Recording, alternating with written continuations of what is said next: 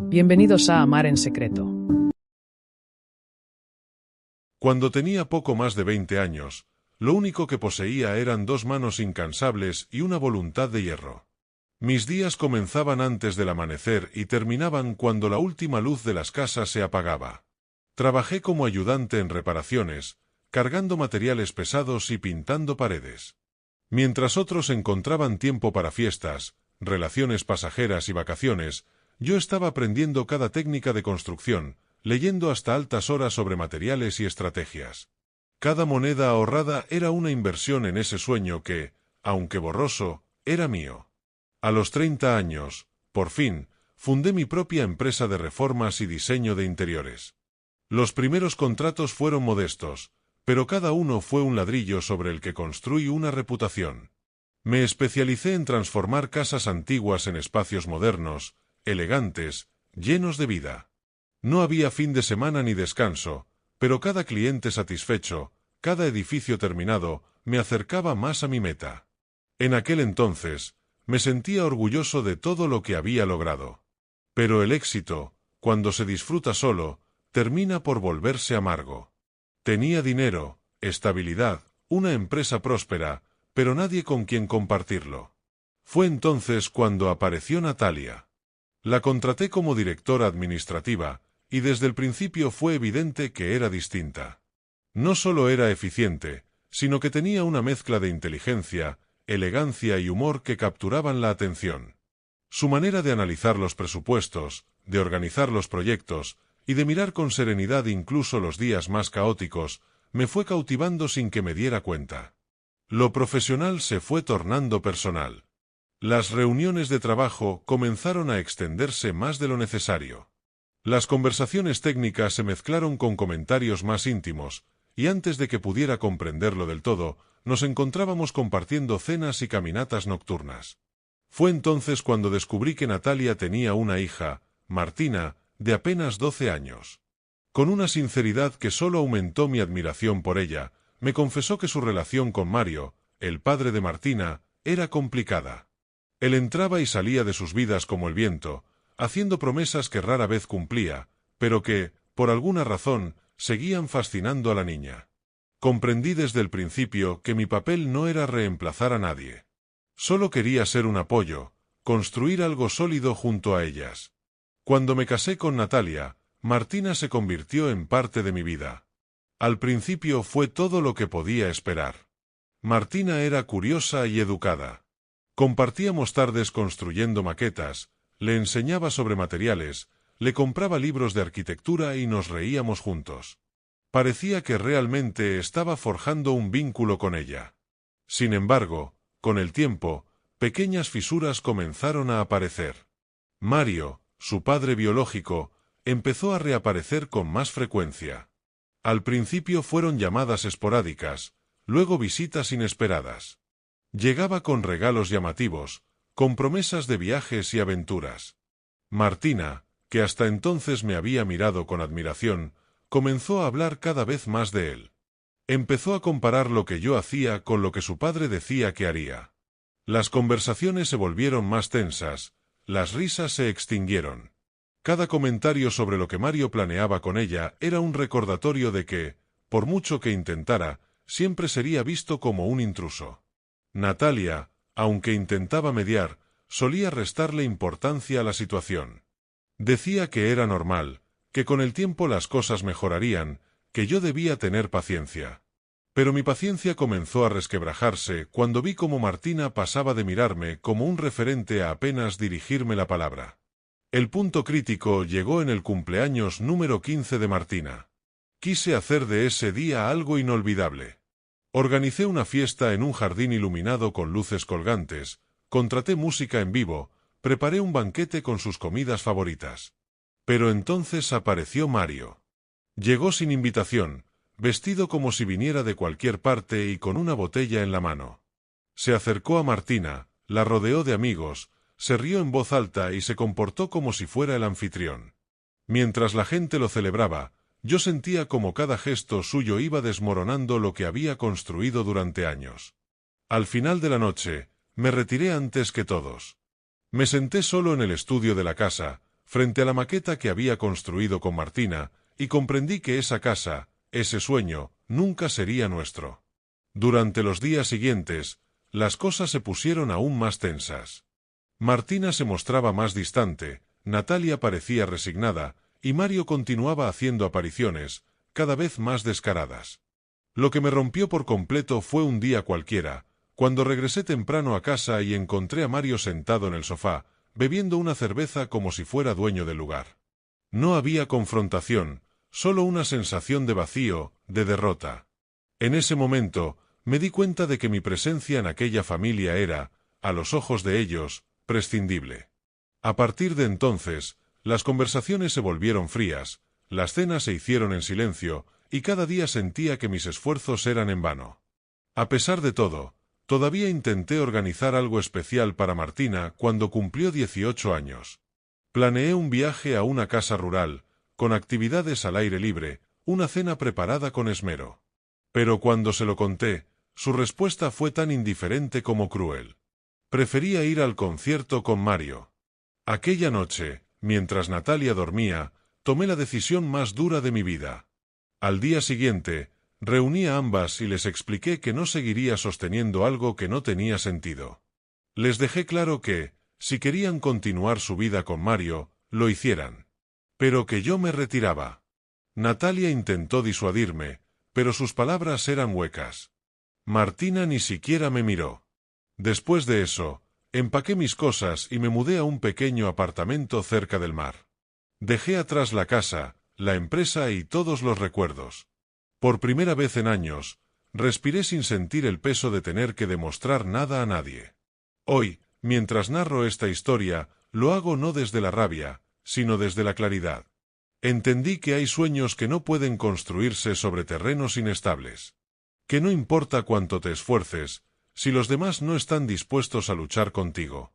Y lo más importante, comprendí que la paz interior, esa sensación de estar en paz contigo mismo, vale más que cualquier empresa, cualquier relación, cualquier fachada de éxito. Y ahora, mientras el mar golpea suavemente contra las rocas, puedo decir con certeza que he dejado atrás todo aquello que no era mío.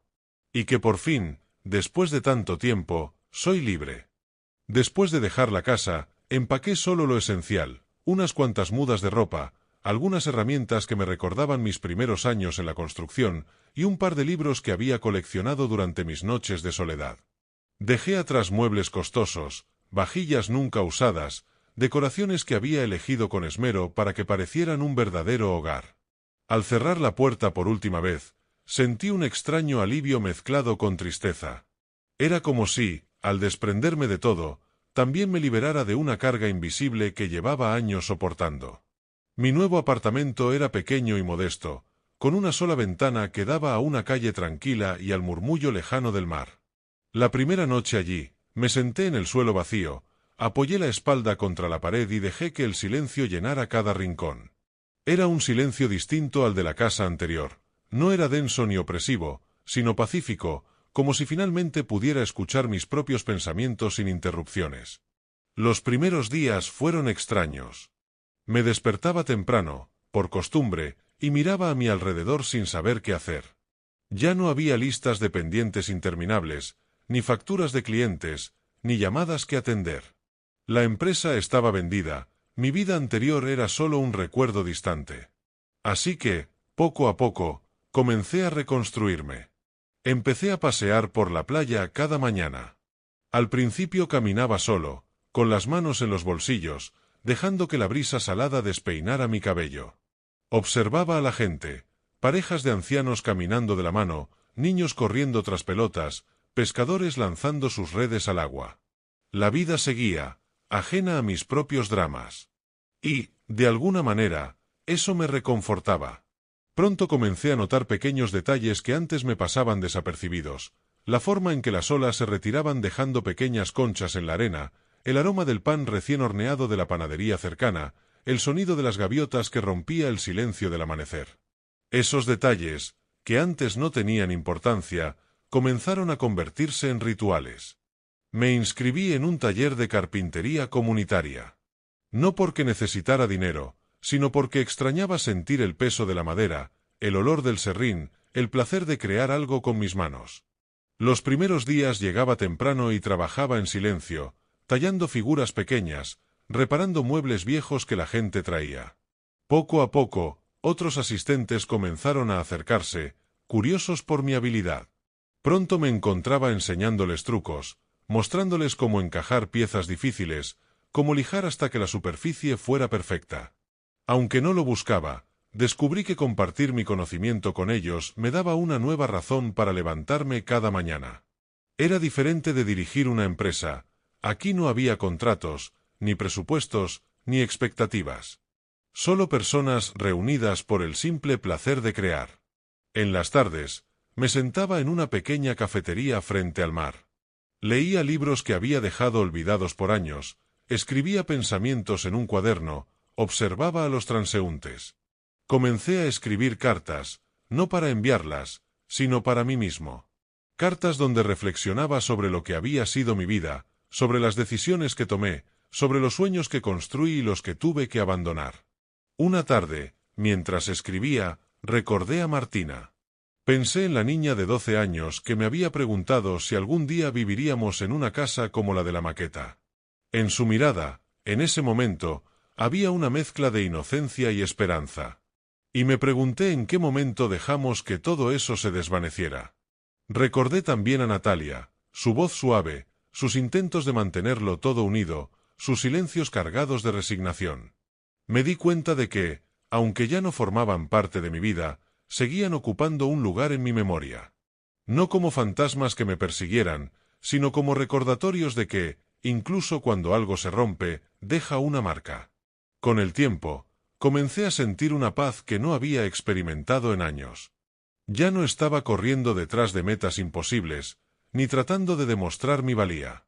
Estaba viviendo a mi ritmo, escuchando mis propios deseos, decidiendo cada día qué hacer sin tener que pedir permiso a nadie. Un día, mientras caminaba por la playa, vi a un grupo de niños construyendo castillos de arena. Me detuve a observarlos. Uno de ellos, con manos torpes pero decididas, levantaba murallas que se desmoronaban con cada ola. En lugar de frustrarse, reía y volvía a construir. Me di cuenta de que, en el fondo, todos somos como ese niño. Levantamos estructuras que a veces se derrumban, pero eso no nos impide intentarlo de nuevo. Esa noche, mientras me sentaba en mi pequeño balcón con una copa de vino, miré las estrellas y entendí algo. No importa cuánto tiempo tarde en sanar una herida, ni cuántas veces tengamos que empezar desde cero. Lo importante es que, en algún momento, decidimos dejar de vivir en ruinas y comenzamos a reconstruirnos, aunque sea solo para nosotros mismos. Por primera vez, después de mucho tiempo, me sentí realmente vivo.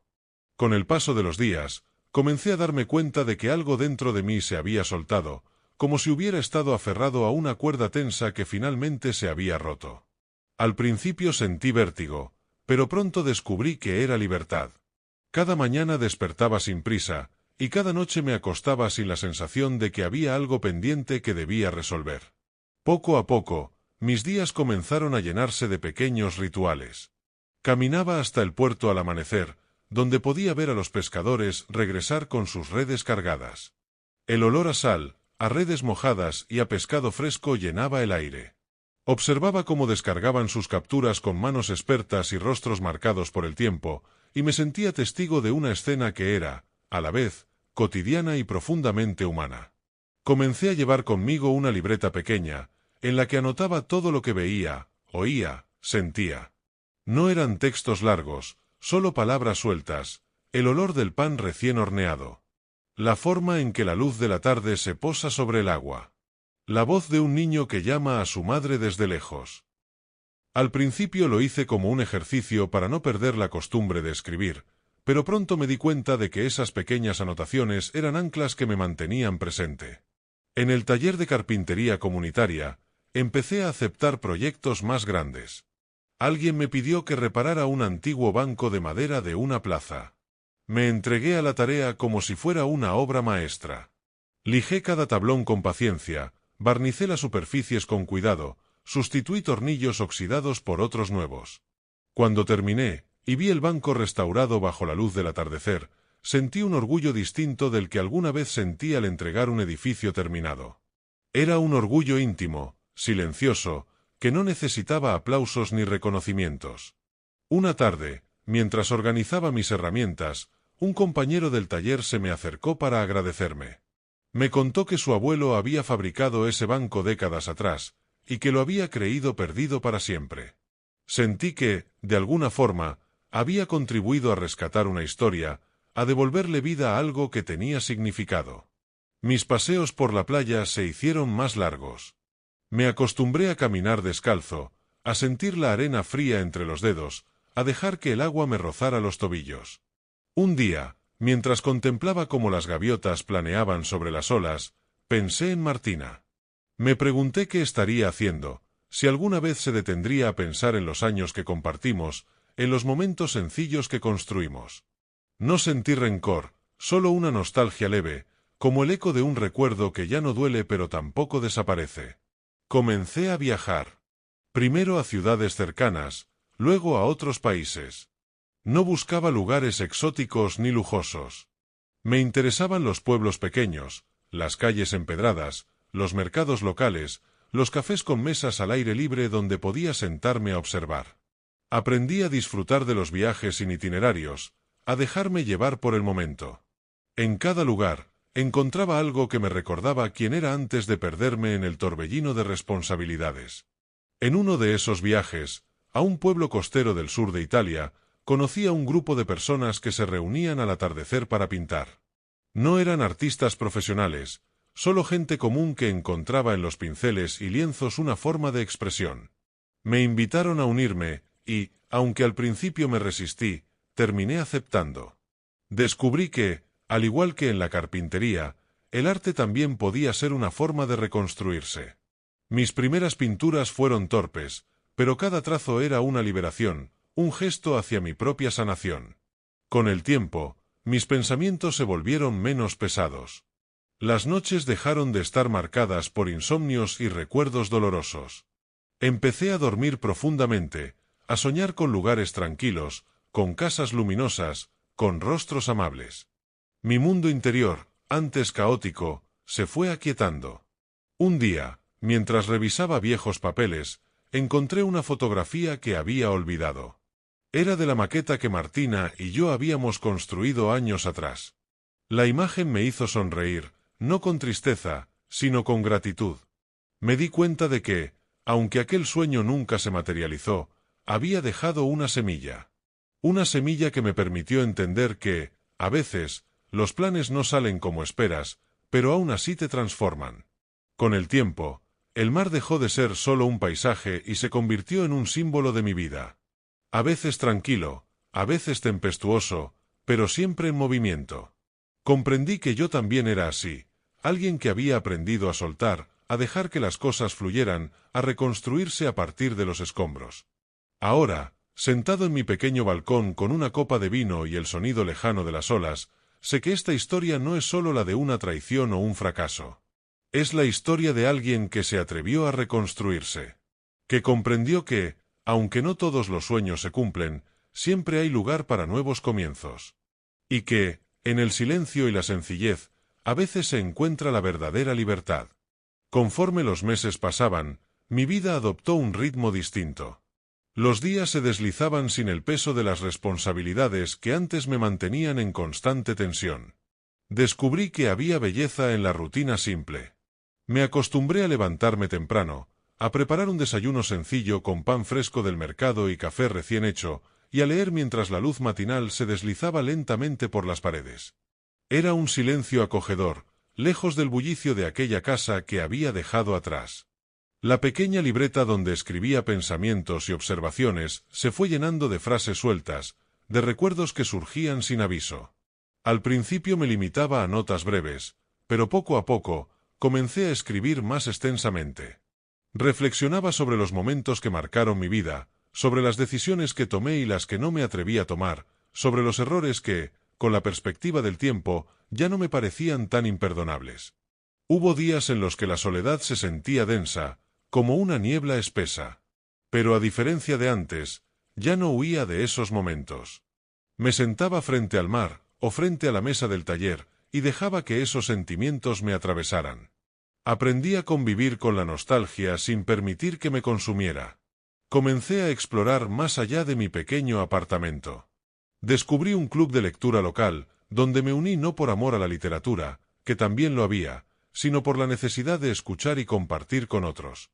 Allí conocí a personas que, como yo, llevaban cicatrices invisibles. Algunos habían perdido seres queridos, otros habían vivido traiciones similares, otros simplemente buscaban un espacio donde pudieran ser escuchados sin juicio. Cada encuentro era una pequeña ventana a otras vidas, y eso me ayudaba a poner en perspectiva la mía. Con el paso del tiempo, me convertí en un rostro conocido en el barrio. La gente del taller me saludaba con calidez, el panadero me reservaba una barra especial, y los niños que jugaban cerca del puerto me pedían que les enseñara a tallar pequeños barcos de madera. Descubrí que, aunque había perdido una familia, había encontrado otra, más dispersa pero más sincera. Mis viajes continuaron, cada vez a lugares más lejanos y menos turísticos.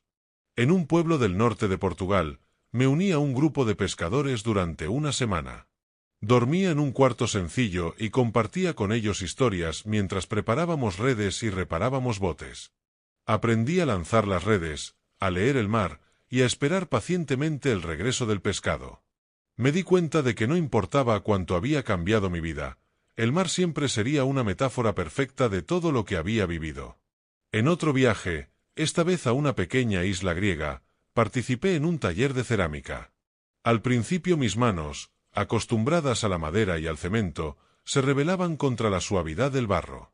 Pero pronto descubrí que moldear con arcilla tenía algo de terapéutico. Era como reconstruirme a mí mismo a través de cada pieza que modelaba. Cada taza, cada plato, cada jarrón imperfecto se convertía en un símbolo de que, aunque marcado por las cicatrices del pasado, aún podía crear algo bello. Poco a poco, mi casa junto al mar comenzó a llenarse de estas piezas. Cada objeto tenía su historia, su proceso, su huella. Las paredes se llenaron de estantes con figuras que no tenían valor comercial, pero que para mí representaban un viaje interno. Era como si, con cada creación, cerrara una herida, aceptara una pérdida o celebrara un aprendizaje. En algún momento, comencé a recibir cartas de Natalia. Eran cartas formales al principio, llenas de disculpas ensayadas y explicaciones. Luego se volvieron más personales, confesando soledad y remordimiento. Nunca respondí. Sabía que cualquier intento de volver atrás solo reviviría viejos patrones. También llegaron mensajes de Martina, breves y cargados de resentimiento, reprochándome por haberme apartado. Los leía con calma y los guardaba en una caja, sin responder. Sabía que mi silencio era mi forma de decir, he aprendido a cuidarme a mí mismo. Con los años, mi nombre se convirtió en algo discreto en el mundo de la carpintería local. La gente traía piezas viejas para reparar, y yo lo hacía con esmero. No buscaba reconocimiento, solo encontraba satisfacción en devolverle vida a cosas que otros consideraban desechadas. Al final del día, sentía que esa labor era un reflejo de mi propio proceso, recoger los pedazos rotos y reconstruirlos en algo nuevo, funcional, bello. En el aniversario de mi salida de aquella casa, me senté en el taller con una copa de vino. Observé las herramientas alineadas, los trozos de madera apilados, las piezas terminadas. Recordé todo lo que había dejado atrás y comprendí que, aunque había perdido, también había ganado algo invaluable, la libertad de ser yo mismo, de decidir mis propios ritmos, de estar en paz. Con el tiempo, incluso los recuerdos más amargos comenzaron a perder fuerza. Me convertí en alguien capaz de sonreír al recordar una anécdota, de agradecer las lecciones, de aceptar las imperfecciones de la vida. No buscaba finales felices, ni segundas oportunidades. Solo buscaba seguir caminando, sin cargas, sin expectativas, con la certeza de que, pase lo que pase, siempre podría volver a empezar. Con los años, los recuerdos dejaron de doler tanto. Se volvieron como fotografías en sepia, imágenes que podía mirar sin sentir que me desgarraban por dentro. Descubrí que no había olvido completo, pero sí había espacio para la resignación. La vida no era una línea recta, ni un camino que uno pudiese predecir con precisión. Era un conjunto de curvas, atajos y desvíos que, aunque no llevaban a donde uno había planeado, acababan mostrando otros paisajes igualmente válidos. Mi taller se convirtió en un refugio.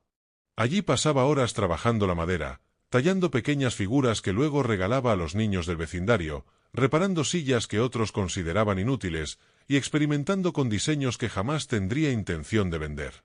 Comencé a experimentar con la técnica del kintsugi, esa tradición japonesa que consiste en reparar cerámicas rotas con resina mezclada con polvo de oro, resaltando las fracturas en lugar de ocultarlas.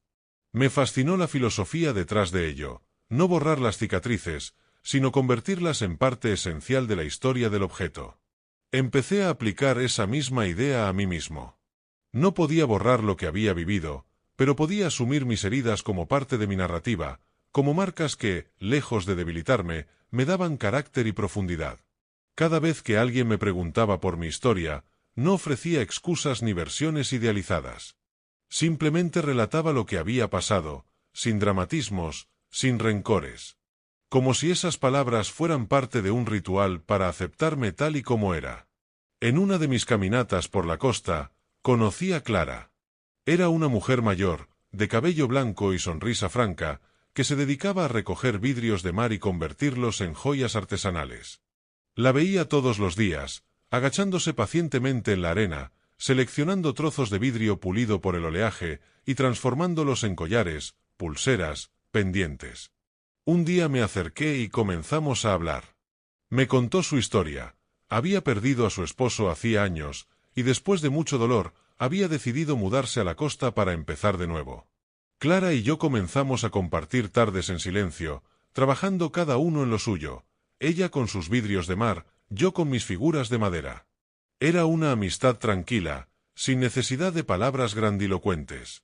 Con el tiempo, me invitó a su pequeño taller, donde descubrí la magia de su mundo, paredes repletas de frascos llenos de vidrios de colores, herramientas diminutas, piezas colgadas como trofeos de su resiliencia. Aprendí de ella que incluso los fragmentos más pequeños, los que otros consideraban basura, podían convertirse en algo valioso con suficiente paciencia y amor. Su taller era como un espejo de mi propio proceso. Ambos recogíamos restos, y ambos los transformábamos en algo nuevo, más fuerte, más hermoso. Mis viajes se espaciaron, pero cuando partía, solía hacerlo con una intención distinta. Ya no era una fuga, sino una búsqueda de inspiración. En un viaje al sur de Francia, me hospedé en un monasterio convertido en alojamiento. Allí, entre paredes de piedra y jardines silenciosos, descubrí la importancia de la contemplación. Pasaba horas caminando por los senderos, observando las flores, escuchando el zumbido de las abejas, dejando que mi mente se vaciara de pensamientos inútiles. Me di cuenta de que el silencio no era vacío, sino espacio para que algo nuevo surgiera. A veces, pensaba en Natalia y en Martina, pero ya no con rabia. Me preguntaba cómo estarían, si habrían encontrado lo que buscaban, si alguna vez recordarían los momentos que compartimos con algo de ternura. No esperaba una reconciliación, pero me gustaba imaginar que, en algún lugar, también ellas estaban reconstruyéndose a su manera. Mi taller comenzó a llenarse de visitantes curiosos, turistas, vecinos, amigos de Clara. Algunos venían por simple curiosidad, otros para encargar piezas personalizadas. Aunque nunca había tenido intención de vender mis creaciones, comencé a aceptar encargos. No por dinero, sino porque disfrutaba ver cómo esas piezas encontraban un lugar en las vidas de otros. Cada objeto que creaba llevaba consigo un poco de mi historia, como si, al compartirlo, dejara atrás un trozo del pasado. Clara y yo, sin necesidad de promesas, nos convertimos en compañeros de ruta. Compartíamos cenas sencillas al atardecer, largas caminatas por la costa, conversaciones pausadas sobre la vida, el arte y la importancia de empezar de nuevo. Nunca hablamos de amor, pero en nuestra compañía había algo más profundo que eso, un entendimiento mutuo de lo que significa reconstruirse desde las ruinas. Una tarde, mientras tallaba una figura de madera inspirada en un delfín que había visto saltar en el horizonte, me di cuenta de que había pasado años sin sentirme así de tranquilo. Había aprendido que no necesitaba grandes casas ni empresas para sentirme completo. Que las verdaderas construcciones eran internas, y que, como el mar, podían cambiar de forma y ritmo sin perder su esencia. Años después, cuando alguien me preguntó si me arrepentía de todo lo que había perdido, solo sonreí. Porque en el proceso de perder, había ganado algo que no se podía comprar ni construir con dinero: la capacidad de estar en paz conmigo mismo, de mirar atrás sin temor y de mirar adelante sin ansiedad. Con el paso del tiempo, mis días se convirtieron en un flujo sereno de actividades simples y pequeñas satisfacciones. La madera entre mis manos, los paseos por la costa, las conversaciones tranquilas con Clara, las visitas ocasionales de personas que venían al taller solo para observar o aprender. Me di cuenta de que había construido una vida distinta, lejos de lo que había imaginado cuando era joven, pero mucho más auténtica y profunda. Las estaciones pasaron sin que yo sintiera prisa. Cada amanecer era un regalo, cada atardecer un recordatorio de lo efímero pero valioso que es cada día. Me acostumbré a sentarme en el pequeño banco que había construido frente al mar, donde la brisa mecía suavemente mi cabello, y a contemplar el horizonte mientras el sol se hundía lentamente en las aguas. Era en esos momentos, cuando el mundo parecía detenerse, que comprendía el verdadero significado de todo lo que había vivido. La carta final de Natalia llegó un día gris y silencioso. No la leí de inmediato. La dejé sobre la mesa, junto a la libreta donde seguía escribiendo mis pensamientos, y solo la abrí cuando me sentí preparado. Sus palabras ya no me dolieron. Hablaban de remordimientos, de errores, de decisiones tomadas desde el miedo. Me habló de Martina, de cómo había crecido, de los caminos que había elegido, de las lecciones que ambas habían aprendido a la fuerza. No pedía perdón, solo escribía para cerrar un ciclo. Al terminar de leerla, la doblé con cuidado y la guardé en la caja junto a las demás cartas. No por rencor, sino por respeto a mi propia historia. Clara enfermó en uno de aquellos inviernos suaves, y la comunidad entera se unió para acompañarla. Pasé muchas tardes a su lado, sosteniendo su mano mientras ella observaba los colores del mar desde su ventana.